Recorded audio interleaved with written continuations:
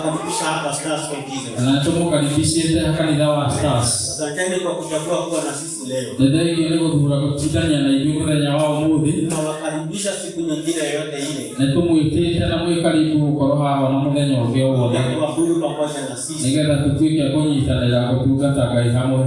Wale ambao ni washirika pia vile vile. Hali ya shirika aitu. Tunashukuru pia kwa sababu ya kujitolea. Turamucokeria ngatho ni undu wa kwirutira kwanyu. Kwa hapa kila siku. Gukoragwo haha o hindi. Kati kila Jumapili. Gukoragwo guko o kiumia. Nasema ya kwamba ibada yetu ingekuwa vile ilivyo. Ibada itu ndikorwo yo gwiri. Kama sio nyinyi kuja kwa ibada. Agikorwo tinyi gukorwo mwikuo. Kwa hivyo nyinyi ndio mnafanya ibada hii iwe ya kupanda. Sio nyinyi mutumite ibada itu ikorwo ya kwagirira.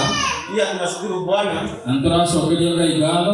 Mambo kumekuwa na shida wiki hii. Tondu ni gukoretwo na thina wiki ino hapa Nairobi. Na kila mmoja wenu amelindwa. Na o mundu kumania o mundu gitu ni muragire ni Ngai. Tuko hapa sote. Twihaha ithuothe. Hivyo Bwana ni mwema. Koguo Ngai ni mwega. Tunaposema hivyo tunaomba kwa sababu ya wale wengi tukiuga ũguo nĩ tũracokia ngatho nĩ ũndũ wa rĩngĩ wamepoteza wapendwa wao, matete endo ao, Bwana wa huruma awakumbuke na awasaidie. Ngai wana amaririkane na amateithie. Anajua sababu ya kila jambo ambalo linafanyika. Nĩ gĩtũmi kĩa o ũndũ wothe ũrĩa ũrekĩka. Siku ya leo nataka kuzungumza kidogo mũthenya wa ũmũthĩ tũrenda kwaria o hanini kuhusu spiritual hunger, ũhoro wa ng'aragu ya kĩroho. njaa ya kiroho. Ng'aragu ya kiroho. Sijui una dakika ngapi tangu wakati ambapo uliingia hapa kanisani? Ndio na dakika cigana kuma rĩrĩa wĩingĩrire kanitha-inĩ? Najua kuna watu waliingia hapa saa 2. Na tũĩ kwĩna andũ maingĩrire thaa 2. Kuna wale wameingia saa 3. Kũrĩ andũ maingĩra thaa 3. Hata kuna wengine wameingia saa 6. Na nĩ kũrĩ angĩ maingĩra thaa 6. Na tunashukuru kwa sababu wote tumekuja kwa ibada. Na tũracokia ngatho nĩ tondũ ithuothe nĩ tũingĩrire ibada. Lakini tunajua ũndũ ũrĩa njũĩ, tukitoka hapa na tukiuma haha, kila mmoja atakuwa anaelekea nyumbani, o ũmwe witũ gũkorwo akĩerekera mũciĩ kutafuta sahani kwa sababu ya chakula cha mchana, gwetha thani nĩ ũndũ wa irio cia mũthenya. Hata kuna wengine najua kwamba saa hii tumbo zinateta, kũrĩ angĩ ndĩramenya ona thaa ici nda nĩ ĩrarehe thĩna, anatamani kuwa kwa nyumba, nĩ marerĩgĩrĩria gũkorwo makinyĩte nyũmba ili waweze kushughulikia jambo hilo, nĩgetha makorwo makĩhagĩra ũndũ ũcio.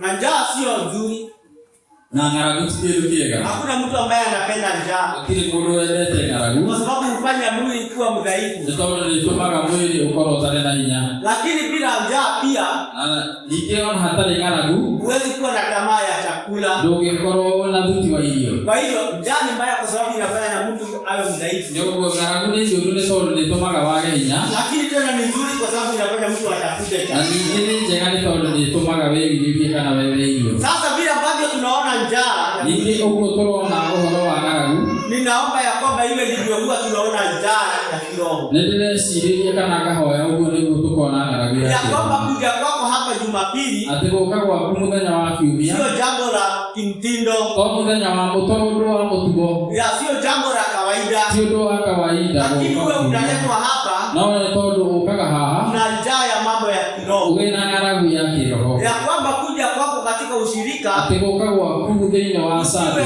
hali ya kawaida, ndũgakorwo ũrĩ mũtugo, lakini kuwe ni kuja kwa sababu ya njaa ya no ũkoragwo nĩ gũka nĩ ũndũ wa ambayo uko nayo, ĩrĩa wĩ nayo, hata kuja kwa Bible study, ona gũka Bible study ya rũciinĩ, kwa maombi, na gũka mahoya, iwe ni kwa sababu ya njaa ĩgakorwo nĩ ng'aragu ambayo Mungu ameweka ndani ya moyo wetu, ĩrĩa Ngai ekĩrĩte thĩinĩ wa ngoro yaku. Katika kitabu cha Mathayo, ibuku rĩa Mathayo, mlango wa 5, Mathayo 5, Mathayo mlango wa 5, Mathayo 5, tasoma mstari mmoja wa 6, mũhari wa 6, ambao unasema hivi: heri wenye njaa nĩ kaba arĩa me ng'aragu na kiu na kũnyotera ya haki, maana hao watashibishwa.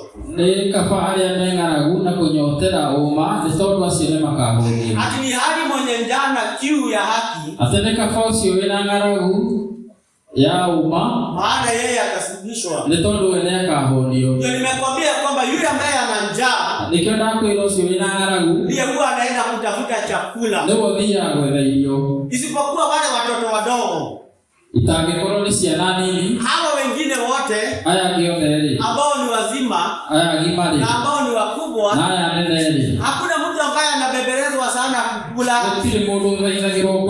Tumbo yao huwa inawaitisha chakula. Na kwa hivyo inabidi watafute wale. Kwa hivyo Mkristo naye anastahili kuwa na njaa ambayo ni njaa ya rohoni. Anastahili kuwa na njaa ya neno la Bwana. Anastahili kuwa na njaa ya maombi. Anastahili kuwa na njaa ya ushirika. Anastahili kuwa na njaa ya kutumikia Bwana. Bwana asifiwe sana. Na mtu mmoja akasema ati njaa ya kiroho ndio uwanja wa Roho Mtakatifu kutua. Ati wakati ambapo wewe una njaa ya kiroho unakaribisha Roho wa Bwana kutua juu yako ili kukuhudumia na ili kukuelekeza. Kwa hivyo kuna faida gani wakati ambapo mtu anapata njaa ya kiroho? Jambo la kwanza tunasema ya kwamba huwa inavutia Mungu kuja kukujaza. Bwana asifiwe sana. Vile ambavyo uko na njaa ya kawaida inavuta chakula kuja kujaza. Hivyo ndivyo uko na njaa ya kiroho inavutia Mungu kuja kujaza hiyo njaa yako ya kiroho. Bwana asifiwe sana. Kwa hivyo tunasema ya kwamba Bwana anatamani sana wale ambao wana njaa ya mambo ya rohoni, kwa sababu hao anakuwa karibu sana na wao ili kuwahudumia na ili kuwatendea. By the way, tunasema ya kwamba your spiritual growth, kukua kwako kwa kiroho kunaenda sambamba na vile ambavyo unaona njaa ya kiroho. Kwa hivyo yule ambaye anakuwa na njaa sana ya kiroho ndivyo anamtafuta Mungu, na vile ambavyo unamtafuta Mungu ndivyo unaendelea kukua kiroho. Kwa hivyo kama wewe haujakuwa kiroho, shida inawezekana kuwa ni njaa ya kiroho hauna, na kwa sababu ya kukosa hiyo njaa hauna wakati wa kutafuta Mungu, hapo wakati wa kujaziwa na Mungu. Bwana asifiwe sana. Kila mmoja wetu hapa anakuanga na njaa na simu. Kwa sababu unapataka tuko na simu zetu hivi. Hata kwa barabara. Na simu ikiisha moto, ndio watu wanakuwa anakuwa na wasiwasi sana. Jana nilikuwa nimeweka simu kwa moto pahali. Na kuna kazi tulikuwa tunafanya. Lakini tukifanya kazi, nilikuwa nasahau nimeiacha kwa moto. Kwa hivyo I was trying to reach into my pocket kuangalia simu. Lakini nakumbuka nilikuwa nimeweka kwa moto. Bwana asifiwe sana. Hiyo ni kusema ya kwamba nilikuwa na njaa. Na wengi tunakuaga hivyo. Bwana asifiwe sana. Wengine tunakuwa na njaa ya marafiki. Ya kwamba huwa tunatoka kwenda kuwatafuta. Hata kwa nyumba zao. Hata kazini kwao. Ili tuwe na wakati pamoja na wao. Tuwe na ushirika pamoja na wao. Kwa sababu ni rafiki zetu.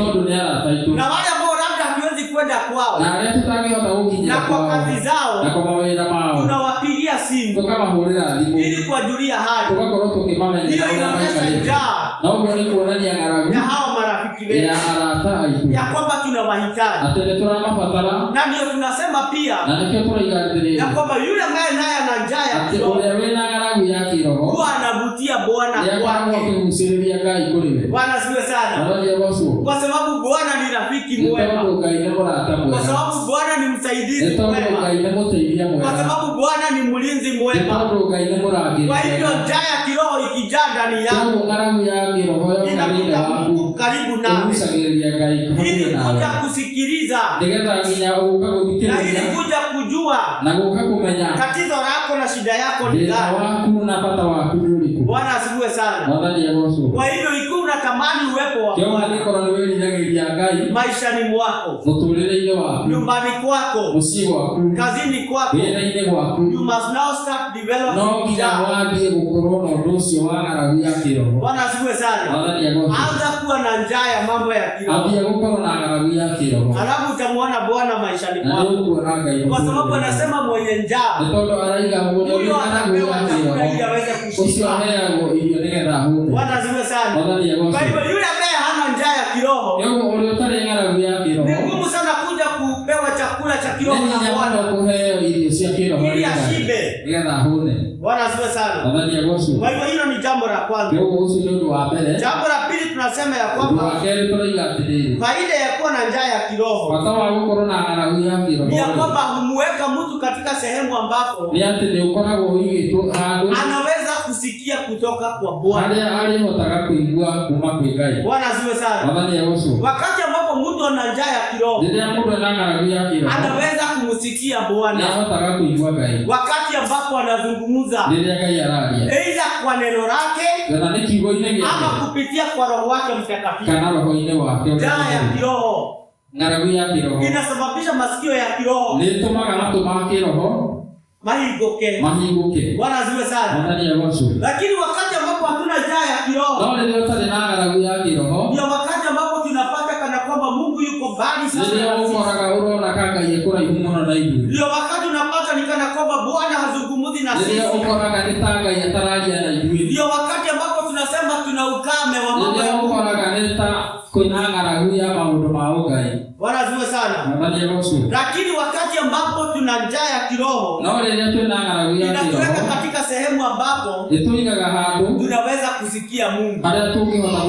Hata tunaweza kujua mipango ambayo inapangika ya mambo ya Mungu. Bwana asifiwe sana. Kwa sababu Bwana huwa anafunulia watu haki yake na kweli yake kupitia kwa neno lake. Lakini hawezi akakufunulia ikiwa hauna hiyo njaa.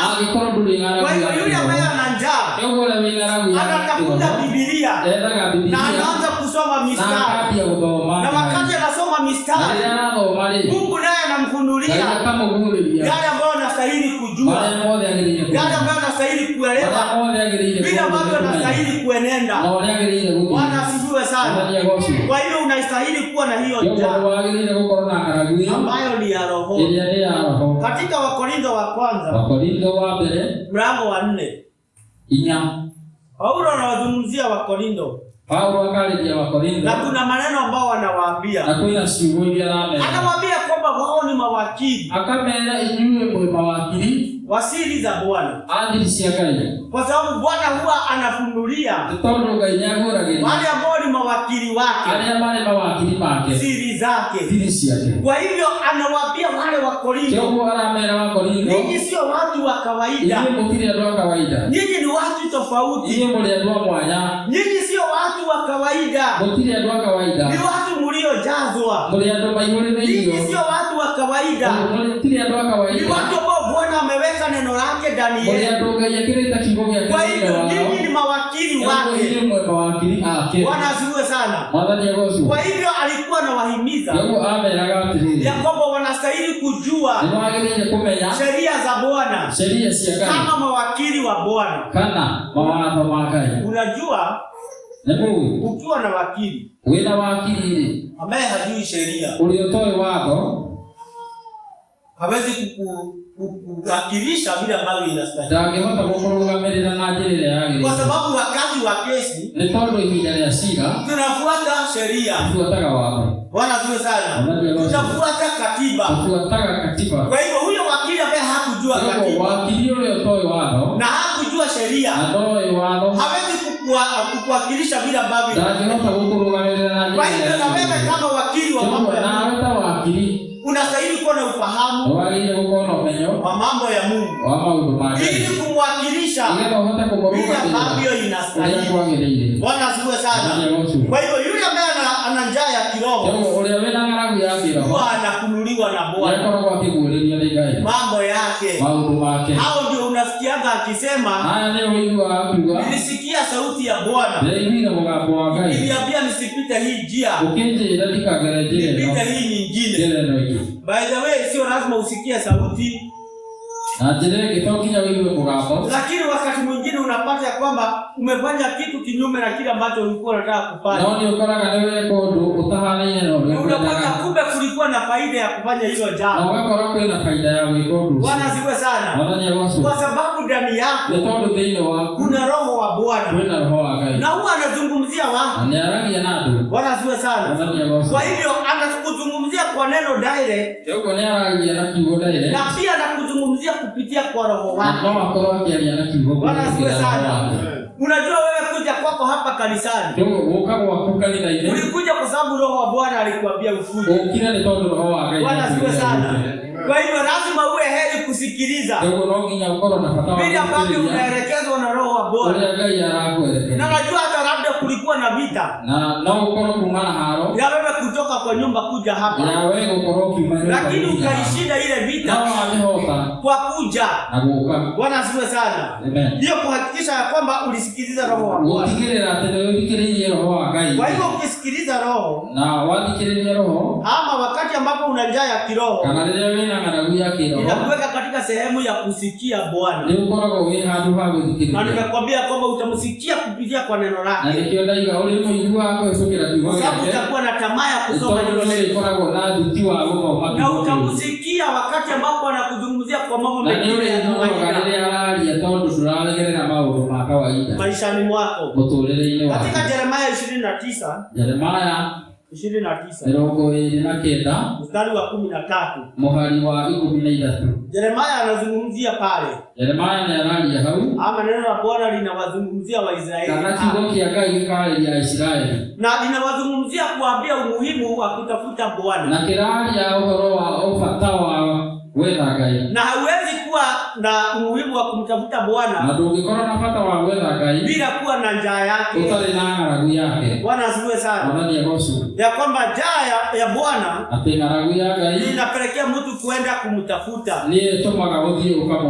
Njaa ya Bwana ndio inasababisha Mkristo kutafuta huo usaidizi wake. Kwa hivyo katika hiyo Yeremia 29 mstari ni wa 13. Biblia inasema namna hii. Neno la Bwana linasema hivi: nanyi mtanitafuta na kuniona mtakaponitafuta kwa moyo wenu wote. Ati nanyi mtanitafuta na kuniona kama mtanitafuta kwa mioyo yenu yote.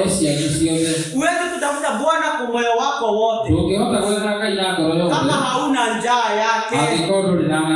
Bwana asifiwe sana. Lazima uwe na kiu ya Bwana.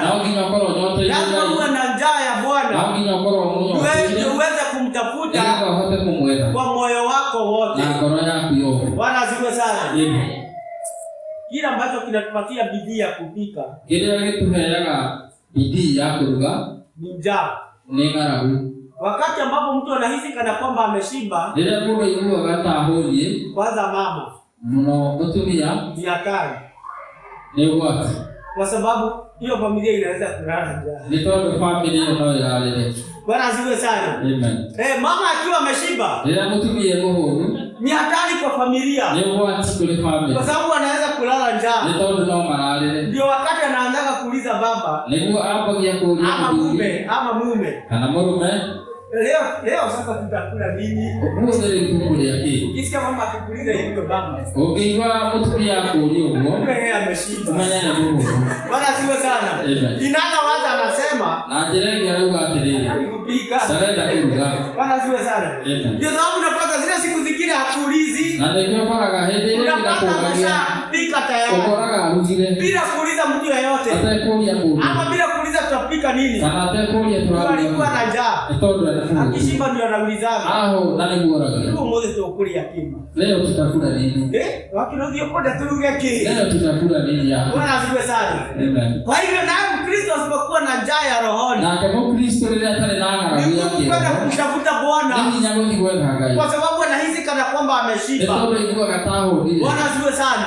Kwa hivyo ni muhimu wakati ambapo una njaa ya roho. Kwa sababu inakupelekea kutafuta Bwana. Na njaa ya roho inaambianga mtu hajafika mahali ambapo anatamani kufika. Familia yake haijafika mahali ambapo anatamani ifike. Hata kazi yake haijafika mahali ambapo anatamani ifike. Bwana asifiwe sana.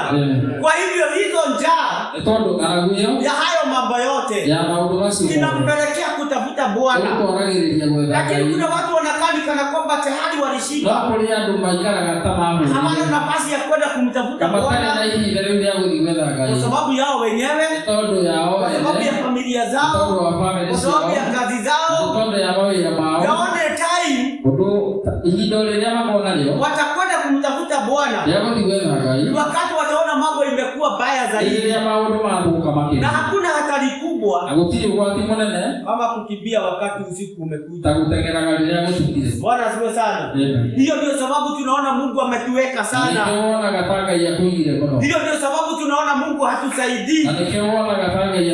Hiyo ndio sababu tunaanza kuona kama Mungu sio mwema. Bwana asifiwe sana. Lakini ikiwa tunabidia kutafuta Bwana, tuna kiu ya kutafuta uso wake kila wakati na kila siku, mioyo yetu haiwezi ikachoka, mioyo yetu haiwezi ikaumia, kwa sababu itakuwa imejazwa matumaini. Bwana asifiwe sana. Mioyo itakuwa imejazwa matumaini. Kwa hivyo hata wakati ambapo mambo yanakuwa magumu, moyo wako utakukumbusha.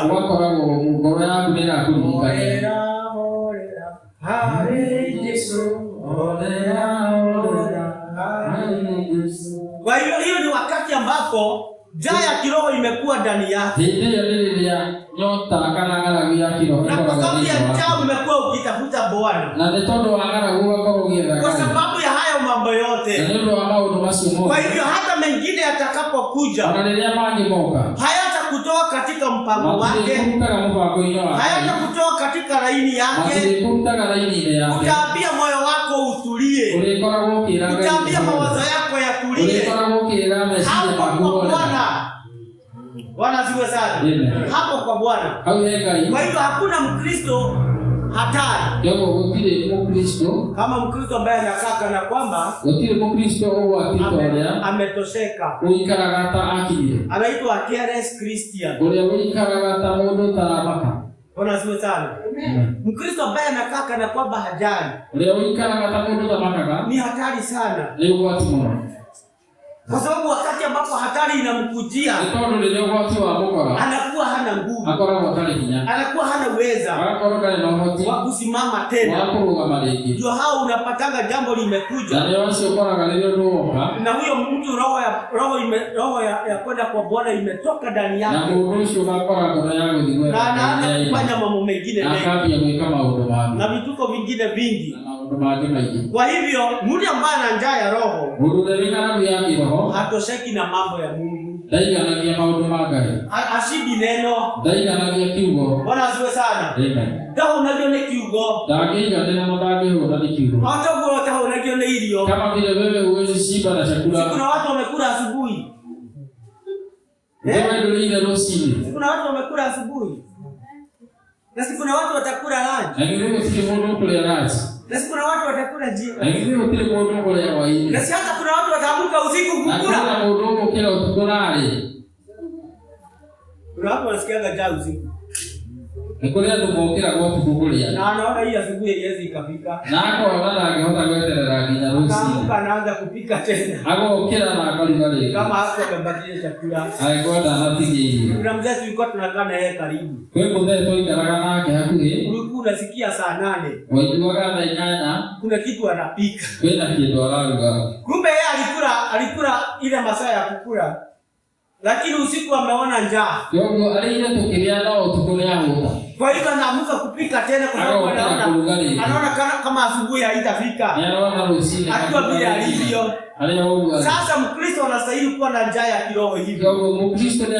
Na kuhakikisha ya kwamba anatafuta chakula ya kutikirira ati ni arenda irio cha kiroho, sio kiroho, bila ambavyo tunatafuta chakula hiki. Ule tenda irio isiki. Mimi naonaga hata wakati mwingine tukitembea, baada ya kuzunguka mtu huwa anasikiliza tu kama iko na kitu ama inafaa. Mungu anayepika kana ina kitu kana tele. Ama nyinyi mnakuanga tofauti. Kana yeye mmoja mwana. Ndio mimi nasikilizaga.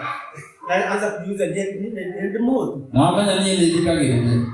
Unajiuliza kama uko na njaa. Ugethikiriria kana wewe muhuri. Unaanza kutafuta hoteli mahali ambapo unaweza. Ukambia gwetha watu. Sasa tunastahili kuwa na hiyo njaa ya. Wagirije gukorwo na ngaragu. Ya kwamba wakati baada ya mwingine ya ihinda thutha rĩrĩa rĩngĩ tunataka kujaziwa. Ugakorwo unaenda kuihũrĩrĩria. Kidogo tena.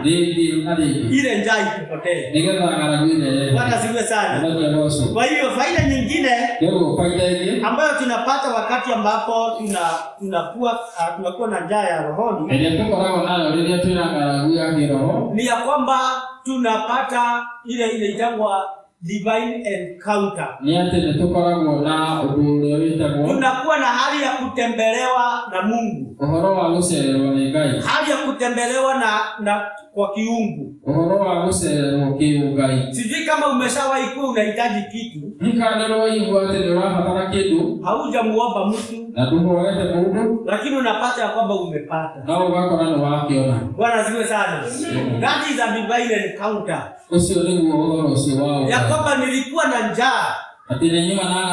Halafu mtu out of nowhere akaja akaniambia sikuja nikununulie chai hapa. Bwana asifiwe sana. Ama nyumbani hakukuwa na kitu. Halafu unapata kuna mtu amekuja na uga kwako. Amefikiria tu akuja atembee. Na wakati ametembea akakuja na unga. Ama akakuja na sukari. Huo ni mtembeo wa Mungu. Sio mtembeo wa mwanadamu tu. Bwana asifiwe sana. Ama wewe ni mgonjwa. Hauna dawa. Halafu unapata mtu amekutembelea na dawa. Ambayo unahitaji. Huo ni mtembeo wa Mungu. Yule ambaye ana njaa ya kiroho. Huwa anapatana na hii mitembeo. Kwa sababu amemtafuta Bwana. Na Bwana anajua shida zake na taabu zake. Huwa anafanya mtembeo kwake. Na hata ukiangalia katika Biblia, hakuna watu ambao walitamani uwepo wa Bwana maishani mwao. Wakautafuta huo uwepo, halafu wakaukosa. Hapana, Mungu alikuja kujibu njaa yao ya kiroho. Bwana asifiwe sana. Kwa hivyo hauwezi kuwa na njaa ya kiroho na ukose Mungu maishani mwako. Hautakuwa na njaa ya kiroho na ukose Mungu kwa familia yako. Hautakuwa na njaa ya kiroho na ukose Mungu kwa kazi yako. Hautakuwa na njaa ya kiroho na ukose Mungu popote ambapo unakwenda. Hatakuwa pamoja na wewe. Uta-experience hizo encounters za Mungu maishani mwako. Hautakuwa na njaa ya kiroho na uwe umechanganyikiwa na maisha yako. God will give you direction. Bwana asifiwe sana. Kwa hiyo njaa ya kiroho ni nzuri kwa mtu ambaye ni Mkristo. Na vile ambavyo nimekuambia, hakuna watu kwa Biblia ambao walitafuta uwepo wa Bwana na wakaukosa. God answered them. Mungu aliwajibu kwa sababu walikuwa na njaa nzuri na walikuwa na kiu nzuri. Kwa hiyo akaja kuwashibisha. Kwa mfano tuna mtu ambaye anaitwa Musa. Na wana wa Israeli walitamani utukufu wa Bwana, na kwa hakika waliuona. Katika kitabu cha Exodus,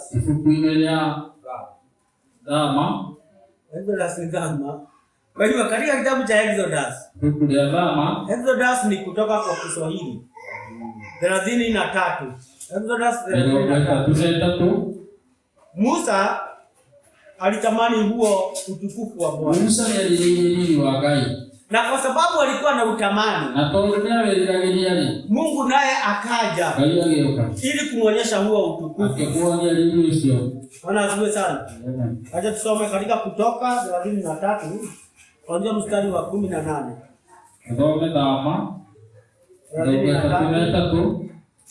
Kuanzia mstari wa 18.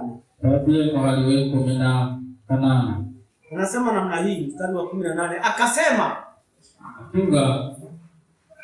na kusihi unionyeshe utukufu wako.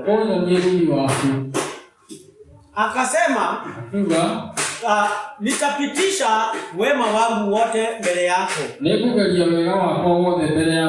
nami nitalitangaza jina la Bwana mbele yako, nami nitamfadhili yeye atakaye nifadhili,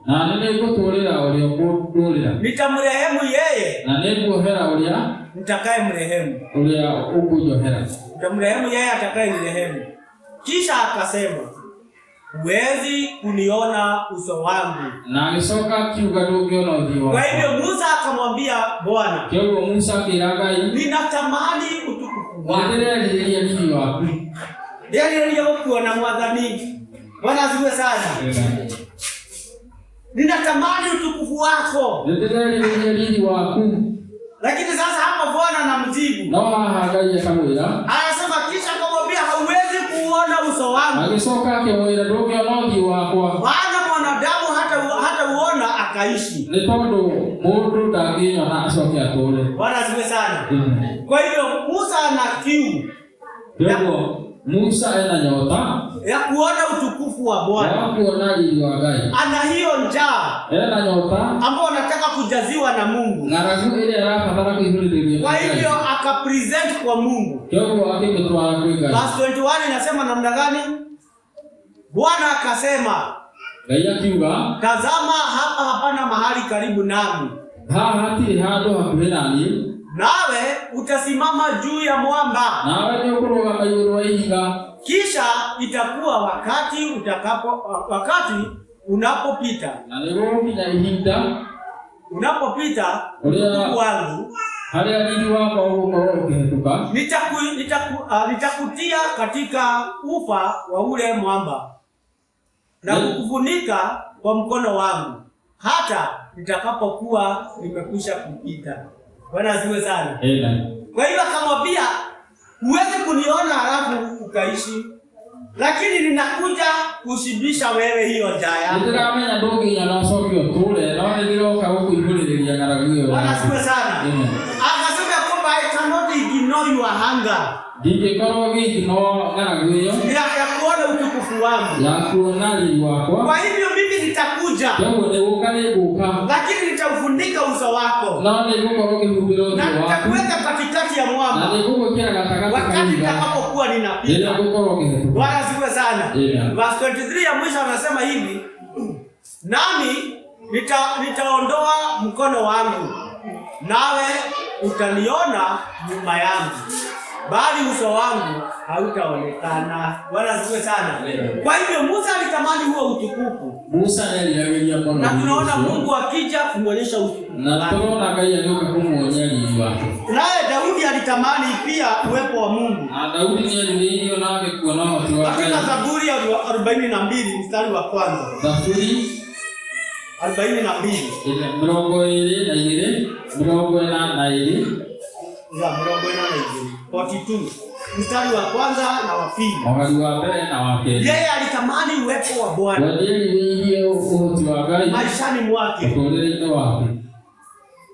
na Mungu alikuja kweli kumuonyesha uwepo wake. Kwa hivyo vile ambavyo nimesema ni ya kwamba hautatamani uwepo wa Bwana, hautakuwa na njaa ya mambo ya Bwana. Bwana atakuja kukushibisha. Bwana asifiwe sana.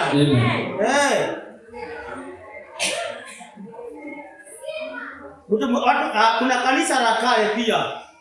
Nitapata Zaburi 42. Zaburi 42 mstari wa kwanza na wa pili unasema namna hii. Zaburi 42 mstari wa kwanza Mstari wa kwanza na mstari wa pili na wa pili. Huyu ni Daudi ambaye alitamani huo uwepo wa Bwana maishani mwake. Huyu ni Daudi aliyeingia udiwaga, na kwa sababu ya tamaa yake, na nitondo wa tamaa yake, Bwana akamtimizia. Yeye anasema namna hii, kama ayala aioneavyo shauku mito ya maji, vivyo hivyo nafsi yangu inakuonea shauku.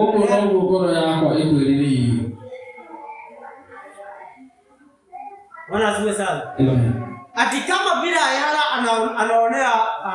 anaonea shauku mito ya maji, hivyo ndivyo nafsi yangu inakuonea shauku. Hakunyotera nowe mwende nowe uwe moyo nimayo tele na vijore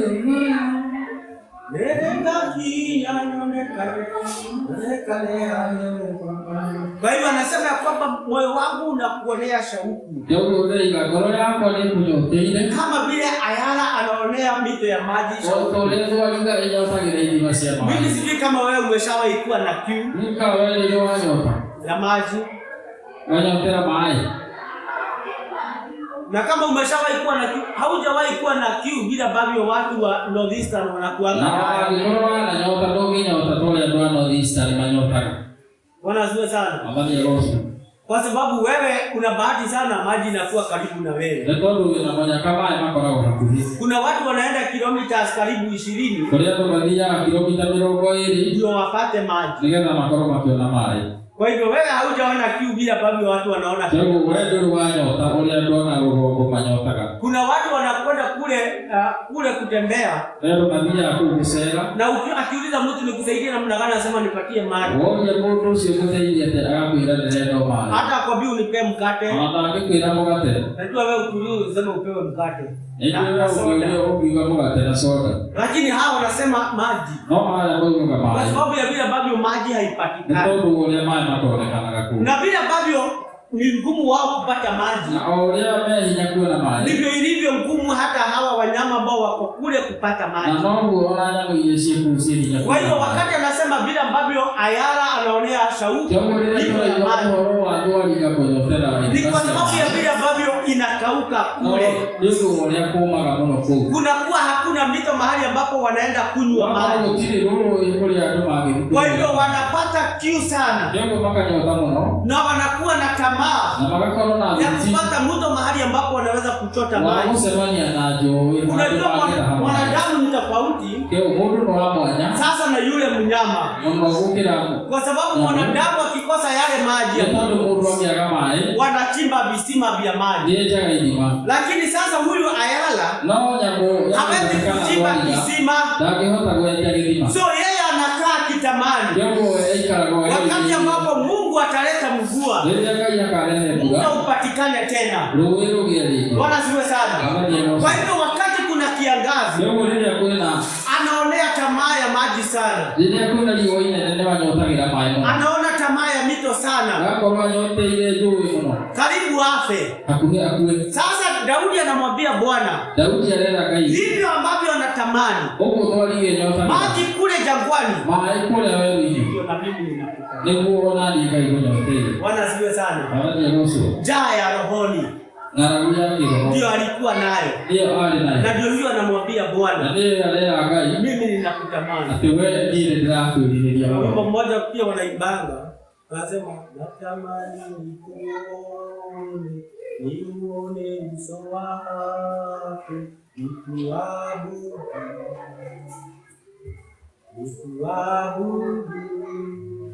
Natamani nikuone, natamani niuone uso wako, Bwana nikuabudu.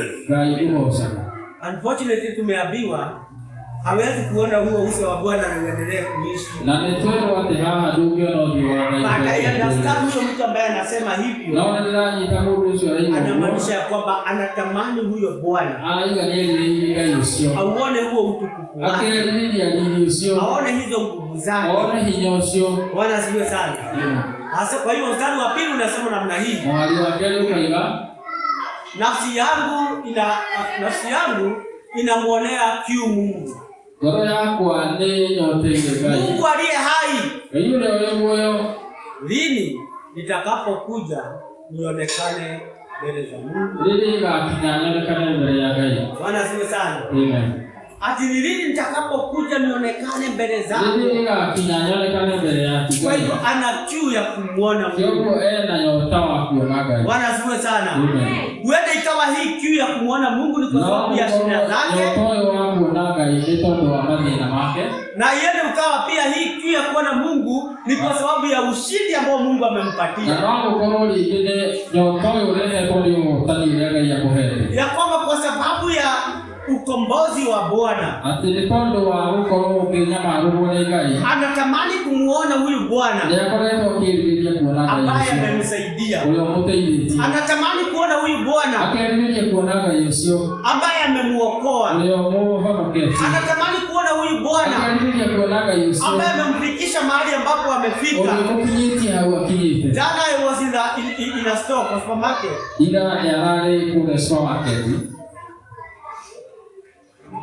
Na kitu tulikuwa tunanunua maziwa. Na awali itakugharimu. Na wakati ambapo nilikuwa nalipa hiyo maziwa. Na leo kwa hiyo kile ile leo.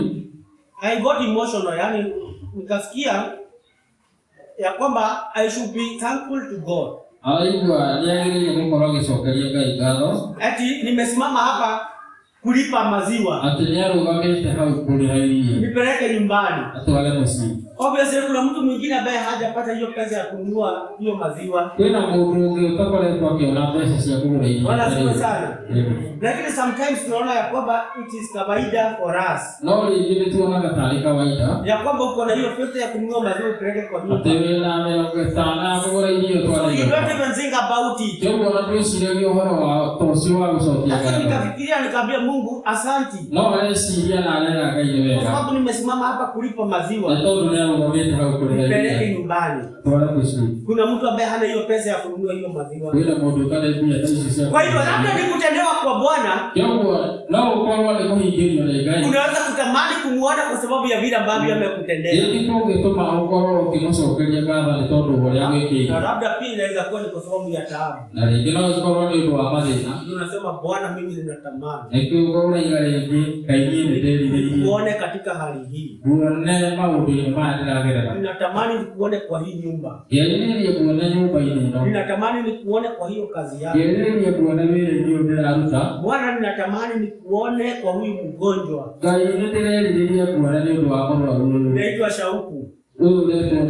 Na nimekwambia hakuna siku ambayo utakuwa na njaa ya Mungu. Na akakwira gutiri hĩndĩ ũgakorwo na nyota kana ng'aragu ya Ngai. Kuja kushibisha. Na agĩgũka gũkũhũnia.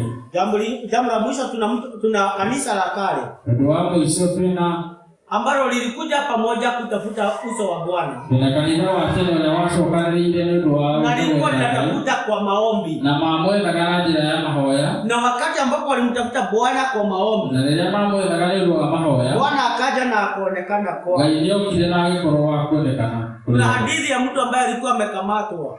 Kwenda rugano rwa mundu wanyite ambaye anaitwa Simeoni Petero. Unaweza Simeoni wa. Na alikuwa ni pastor wao. Na ale muhujia wao. Akakamatwa na wakawekwa gerezani. Akinyitwa na agĩikio jela. Wakati aliwekwa gerezani. Aliikio jela. Watu wa kanisa wakaitana. Watu wa kanisa mageuka. Kina mama wakakuja. Atumia mageuka. Kina baba wakaja. Aduli mageuka. Vijana wakaja. Na wakaja mageuka. Na wakaingia kwa rumu yao ya kuombea. Na wakiingia nyumba ya mahoya. Na wakaanza kuomba. Wakaanza kuuliza Bwana, tunakuomba. Msaidie atoke kule gerezani. Tunatamani kumuona hapa tena. Akituhubiria. Na kwa hivyo wakaomba. Na wakaomba. Na wakati walikuwa wanaendelea kuomba, mtu mwingine akakuja. Akasema nimemuona. na wakajawa na furaha mioyoni. Na makigurwa ni gikeno ngoro-inĩ ciao. Bwana alikuwa amesikia maombi yao. Tondũ Ngai nĩaiguĩte mahooya mao. Na Bwana alikuwa amewajibu. Na Ngai nĩamacokeirie. Na sababu narudia tena kusema. Na nĩkĩo ndĩracokera kuuga. Hakuna watu kwa Biblia. Gũtirĩ andũ Biblia-inĩ. Ambao walikuwa na njaa ya Bwana. Arĩa mabatarire Ngai. Ambao walimtafuta Bwana. Arĩa mamwethire Ngai. Hawakumpata. Na makimwaga. Bwana asifiwe sana. Kuna the famous story ya wana wa Israeli. Nĩ kũrĩ rũgano rũĩkaine mũno rwa ciana cia Israeli. Ambao walikuwa katika utumwa. Arĩa marĩ ũtũmwo-inĩ. Biblia inasema walikuwa kwa utumwa kwa miaka mingi. Biblia ĩrauga marĩ ũkombo-inĩ mĩaka mĩingĩ. Na waliteseka kule sana. Na makĩherithĩka kũrĩa mũno.